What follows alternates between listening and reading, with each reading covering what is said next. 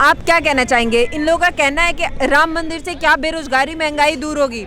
आपको क्या लगता है कि भारत में इससे अर्थव्यवस्था पे कितना असर पड़ेगा, क्या होगा? नहीं, अर्थव्यवस्था पे तो कोई असर नहीं पड़ेगा, बल्कि लोगों को रोज़गार मिलेंगे। जहाँ पे इतनी मतलब तरक्की होगी और वहाँ पे अयोध्या में हर चीज़ हो रही है, तो वहाँ पे तो लोगों को, वहाँ के लोगों को तो रोज़गार ही मिलेगा। इसमें कोई नुकसान आरजेडी के नेता कह रहे हैं कि उससे कितने आईएएस बन के निकलेंगे। नहीं, ये तो सब राजनीति वाली बातें हैं, ऐसा कुछ नहीं होता। मंदिर बनाने में कोई दिक्कत थोड़ी है, ये तो राजनीति कर रहे हैं लोग अपनी। वो कह रहे हैं बीजेपी राजनीति कर रही है 2024 के इलेक्शन के लिए। पार्टी तो सभी कर रही है राजनीति, पर अगर बीजेपी कर रही है तो तुम भी कर सकते थे, तुम भी जाके वहाँ पे कर लो, तुम क्यों विरोध कर? उनका कहना है कि धर्म के नाम पे हिंदुओं के आस्था के साथ ही राजनीति कर रहे हैं बीजेपी वाले। नहीं, ऐसा कुछ नहीं है, ये तो सब राजनीति अपने सीख रहे हैं, ऐसा कुछ नहीं है। देखो, उन्होंने मंदिर का मुद्दा लिया था तो उन्होंने पूरा कर दिया। तुम भी उसमें जाते, वहाँ पे लोगों को दिखाते। आज क्या हुआ? आज जितने आपने 18-20% वोटों के लिए 80% वोटों को नुकसान कर लिया अपना। जाना चाहिए तो तुम्हें क्यों अपने अहंकार में हो, अहंकार छोड़ के जाते हैं वहाँ पे। आपको क्या लगता है नहीं जाने का वजह उनका क्या हो सकता है? अहंकार है या उनका अपना वोट बैंक है? क्या हो सकता है?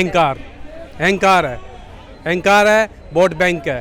पर उन्होंने ये नहीं देखा कि 18-20% वोटों के लिए हम 80-70% वोटों का नुकसान कर रहे हैं। अहंकार किससे हो सकता है? भगवान से अहंकार है उनको? भगवान से नहीं, पार्टियों से आपस में, जो बीजेपी से, भाई ये इनको नीचा दिखा रहे हैं, वो हमको नीचा दिखा रहे हैं, ये अहंकार ही है। लेकिन बीजेपी के राम जी थोड़ी है। भाई उनको तो ये लगा ना कि बीजेपी का प्रोग्राम हो रहा है, ये वो तो ये सोच के चल रहे, पर उन्होंने ये बीजेपी का नहीं है, तो एक हिंदू आस्था का प्रोग्राम था, भारतवासियों के 500 कितने साल पुराना वो था, ये तो एक भगवान राम का था ना। तो इसमें तो अगर अहंकार छोड़ के भी जाते तो कोई दिक्कत नहीं थी। स्वामी प्रसाद मौर्य कह दिए कि कार सेवकों पे जो गोली चलाने का फैसला था वो भी सही था। नहीं, वो गलत था जी, वो राजनीति कर रहे हैं, वो गलत था। क्या लग रहा है क्यों नहीं जा रही है कांग्रेस? देखिए, राम से क्या है, रामलला से उनको क्या है? देखिए, राम ना मेरे, कोई ऐसा नहीं पूछता कि इसके हैं उसके, राम सबके हैं। और अगर कांग्रेस राम का निमंत्रण ठुकरा रही तो ये बहुत दुर्भाग्य की बात है कि हमारे हिंदुस्तान में एक ऐसी पार्टी जो हिंदुस्तान को, जिसने इतने वर्षों तक लीड किया, आज वो हिंदू धर्म का सबसे बड़ा महापर्व आया, उसको ठुकरा रही है। ये एक चिंता का विषय है और हिंदू समाज को सोचने का क्षण है हमारे लिए कि क्या वो ये हमने किन लोगों को इतने वर्षों तक वोट दिया और जिताया, जो आज हमारे आराध्य, आज हमारे जो पूर्वज, जो जिनकी प्राण प्रतिष्ठा हो रही है, उनका निमंत्रण ठुकरा रहे हैं वो। और ये राजनीति का मुद्दा ही नहीं है। इसमें कुछ लोग बोल रहे हैं कि ये धर्म की बात नहीं, ये माहौल ख़राब कर रहे हैं, माहौल ठीक कर रहे हैं। अगर राम जी का अयोध्या में दोबारा प्राण प्रतिष्ठा का महोत्सव हो रहा है तो इसमें कौन सी राजनीति आ गई? धर्म को अलग रखो, राजनीति को अलग रखो, क्योंकि राजनीति में हम ही लोग हैं जो धर्म को बीच में डालते हैं। आज ये बात हो रही है धर्म की, तो आप राजनीति में क्यों आ रहे हो? आप हिंदू हो, मैं भी हिंदू हूँ, मुझे कोई बुला रहा है कि भगवान की प्रतिष्ठा हो रही है, आप आओ, तो मैं भी जाऊँगा वहाँ पे। तो ये गलत है, ऐसा नहीं करना चाहिए उनको, क्योंकि बहुत वर्षों तक हिंदुओं ने ही उनको वोट दिया। आज ये हिंदू के साथ ऐसा करना एक बहुत गलत बात है। क्या लग रहा है सर, अयोध्या में रामलला तो आ ही रहे हैं, विपक्ष कुछ भी बोले, लेकिन क्या लगता है इससे भारत के इकोनॉमी पे, अयोध्या के इकोनॉमी कितना बढ़ेगा, लोगों को रोजगार कितना मिलेगा, किस तरह से परिवर्तन होने वाला है? आपने कल एक न्यूज़ सुनी होगी, अटल सेतु मुंबई में बना है। आपको पता है 55 साल बाद बना है वो। कांग्रेस पार्टी और ये जो विपक्षी दल है, इंडिया अलायंस वाले, आज तक उसे लटका के बैठे थे। मोदी जी ने 7 साल में बना दिया वो। और मोदी जी ने कहा था जिस चीज़ का शिलान्यास मैं करता हूँ, उद्घाटन भी मैं ही करता हूँ। उसमें प्रभु श्री राम का मंदिर भी है। लेकिन इसी दौरान 4 करोड़ लोगों को उन्होंने अपना घर भी दिया है, उन्हें टॉयलेट भी बना के दिए हैं। 10 करोड़ टॉयलेट बने। इस देश में आयुष्मान भारत हुआ है, उज्ज्वला योजना हुई है। अभी 200 रुपये सिलेंडर पे कम किए गए हैं, गैस सिलेंडर पे। उज्ज्वला योजना वालों को 400 रुपये कम करके दिए हैं। ये मोदी जी तो करके दे रहे हैं। अर्थव्यवस्था की बात कर रहे हो। एक भारतीय जनता पार्टी जो जनता दल से भारतीय जनता पार्टी बनी, उन्होंने अपने मैनिफेस्टो में लिखा रामलला हम आएंगे, मंदिर वही बनाएंगे, यूनिफॉर्म सिविल कोड, 370, ये 3 मुद्दों पे भारतीय जनता पार्टी लड़ी। जब 2 सांसद थे तब भी यही बोलती थी, आज 303 सांसद है तब भी ये बोलती है।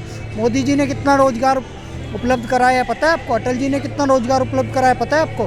भारतीय जनता पार्टी का ही अगर ले लो मुख्यमंत्रियों ने लाखों करोड़ों लोगों को रोजगार उपलब्ध करा दिया। इकोनॉमी की बात कर रहे हो ना, एक पार्टी की इकोनॉमी बढ़ गई, एक पार्टी खड़ी हो गई और ये पूरा देश चला रही, क्या पूरी दुनिया चला रही है। मोदी कितने लोगों को वैक्सीन एक्सपोर्ट करते हैं, 220 करोड़ लोगों को वैक्सीनेशन करते हैं, 2 स्वदेशी वैक्सीन बनाते हैं। क्या पोलियो की ड्रॉप हम लोग अपनी बना पाए थे? मंगवाने में 30-40 साल लग गए थे मैडम। कितने लोगों को पोलियो का रोग हो गया। हमें समझना पड़ेगा इस देश की अर्थव्यवस्था किस किस चीज़ों से चलती है। फूल वाला भी अर्थव्यवस्था है। अगर वो खेतों से लेके आ रहा है तो किसान को भी पैसा जा रहा है, किसान की ज़मीन का भी उपयोग हो रहा है। फिर वो जो बेच रहा है, होलसेलर है, रिटेलर है, फिर जो प्रसाद खरीद रहा है वो भगवान तक पहुंचा रहा है, पंडित जी के पास जा रहा है, मंदिर जा रहा है, वहाँ भी पैसा दे रहा है। एक अर्थव्यवस्था है। मैं अगर यहाँ दिल्ली में खड़ा हूँ, यहाँ से अयोध्या जाता हूँ तो ट्रेन से या एयरपोर्ट जो भी नया बना है उससे जाऊँगा तो मेरा 10,000 का मिनिमम खर्चा मान लो। विपक्ष को क्यों नहीं समझ आ रहा है? विपक्ष क्यों बार बार एक ही बात कर रही है कि बेरोजगारी महंगाई पे बात ना हो, इसलिए बीजेपी अलग ही एजेंडा लेके चल रहे हैं। नेहा राय जी, आप एक प्रामाणिक पत्रकार हो, मेरी बात सुनिए ध्यान से। विपक्ष वालों से जाके सवाल पूछो। आप बार बार कहते हो इस देश में हॉस्पिटल जरूरी है, कॉलेज जरूरी है, स्कूल जरूरी है, अच्छी सड़कें होनी चाहिए, ये और वो।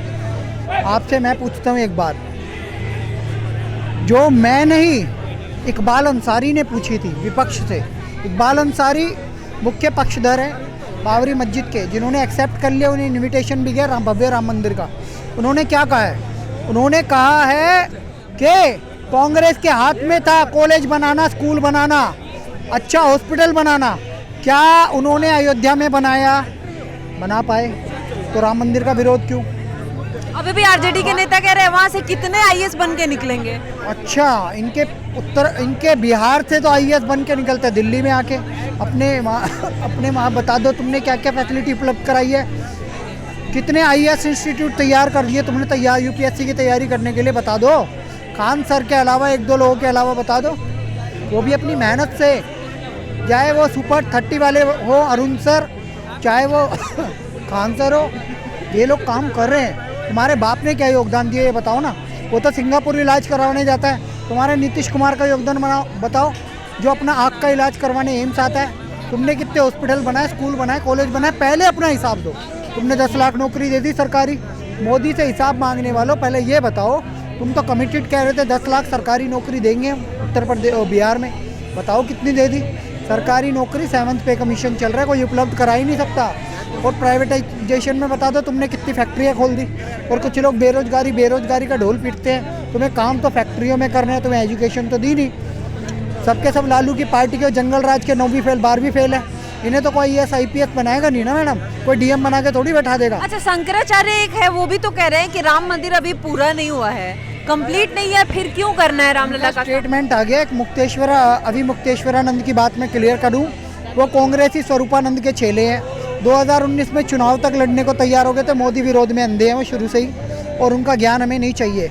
राम मंदिर में योगदान बता दो, राम मंदिर आंदोलन में योगदान बता दो, 550 साल में इन्होंने क्या किया ये बता दो।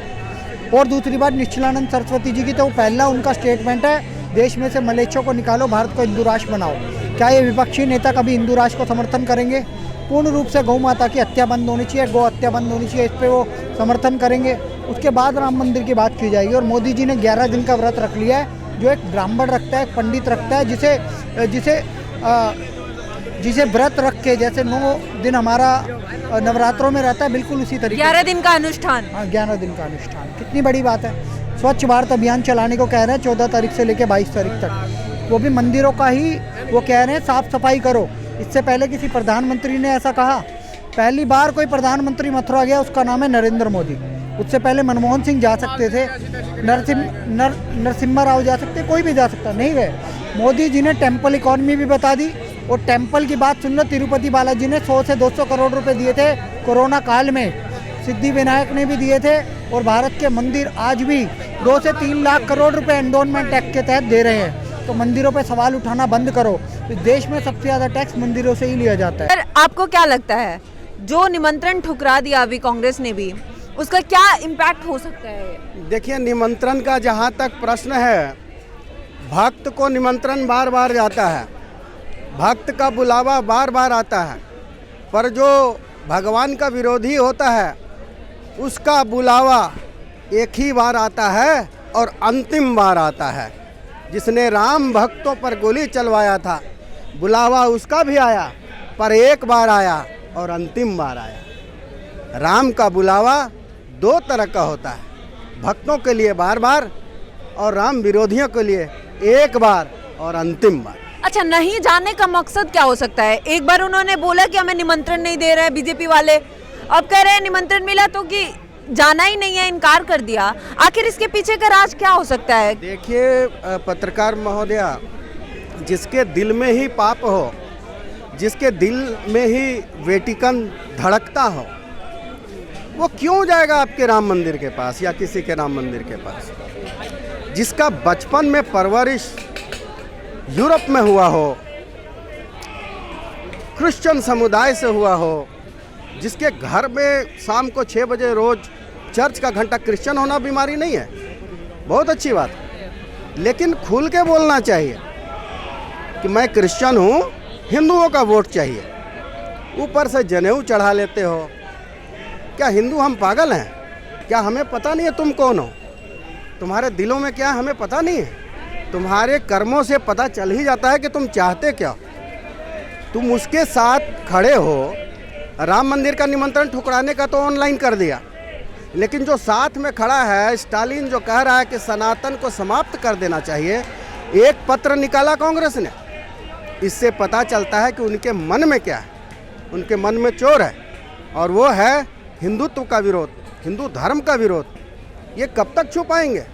क्या देश की जनता पहचान नहीं गई? 23 में क्या हुआ? लेकिन वो तो बीजेपी के बोल रहे, बीजेपी की ये राजनीति है। ममता बनर्जी कह रही है कि ये बीजेपी का नौटंकी है, इसमें क्यों जाए, हम अपने अनुसार जाएंगे। ममता बनर्जी का नौटंकी पूरे देश ने देखा था। जब कुछ भक्त जा रहे थे जय श्री राम बोले, तो ममता बनर्जी ने ऐसे कान बंद कर लिया। मतलब एक आदमी राम भजन करते हुए जा रहा है, उसको एक मुख्यमंत्री कहती हैं कि तेरे को अंदर करवाऊंगी, तेरे को लठ पड़वाऊंगी। आप समझिए, जिसके मन में इतना पाप भरा हुआ है वो कैसे जाएगा राम मंदिर? संभव नहीं है। क्या कहना चाहेंगे? कांग्रेस ने तो निमंत्रण ठुकरा दिया, इनका कांग्रेस का क्या लग रहा है, क्यों ऐसा कर रहे हैं? देखो, कांग्रेस का जो है सिर्फ राजनीति कर रहे हैं और कुछ नहीं है। वो इसलिए कर रहे हैं कि अगर वो आज अभी चले जाते हैं, निमंत्रण लेके वहाँ चले जाते हैं प्राण प्रतिष्ठा में, तो उनका जो है ना, उनके पास जो है ना, उनको जो हमारे जो मुस्लिम भाई बहन हैं, उनके वोट हैं, वो वोट कट जाएंगे। उनको बस उससे डर, उनको यही डर है कि मुस्लिम भाई बहन जो हमारे मुस्लिम वोट्स हैं वो ना कटें, वो उनके ऊपर उंगली ना उठाएं अगर वो जाते हैं तो। और क्योंकि अभी इन्होंने हिंदुत्व का जो सॉफ्ट हिंदुत्व कार्ड का जो है ना, अभी जो पीछे इलेक्शन हुए थे 5 राज्यों में, इन्होंने वहाँ कार्ड खेला था, लेकिन उन 5 राज्यों में 3 राज्यों में बीजेपी गवर्नमेंट, तो वो कार्ड चला नहीं इनका हिंदुत्व। क्योंकि हिंदू का वोट जो है ना, वो सारा जो है ना, मतलब एक तरह से बटा हुआ और मैक्सिमम वोट जो है बीजेपी को जाता है। तो अब वो सोचेंगे ये वोट भी ना चला जाएगा, इधर चले जाएंगे, तो फिर बीजेपी की तो फिर तो प्रचंड बहुमत से आ जाएगी। वैसे तो प्रचंड बहुमत से अब भी आएगी, क्योंकि पिछली बार 303 सीटें आई थी, अभी 24 में मैं समझता हूँ कि 350 से कम नहीं आएगी। लेकिन मुझे लगता है क्लीन स्वीप हो जाएगी इनकी। जो अभी डबल डिजिट में जो आई है ना पार्टी, इनकी जो मेरे ख्याल 47 सीटें हैं अभी लोकसभा में, वो भी जो मुझे लगता है फिर एक दिहाई का सैकड़ा भी पार नहीं कर पाएंगे। इसी डर से वो नहीं जा रहे वहाँ।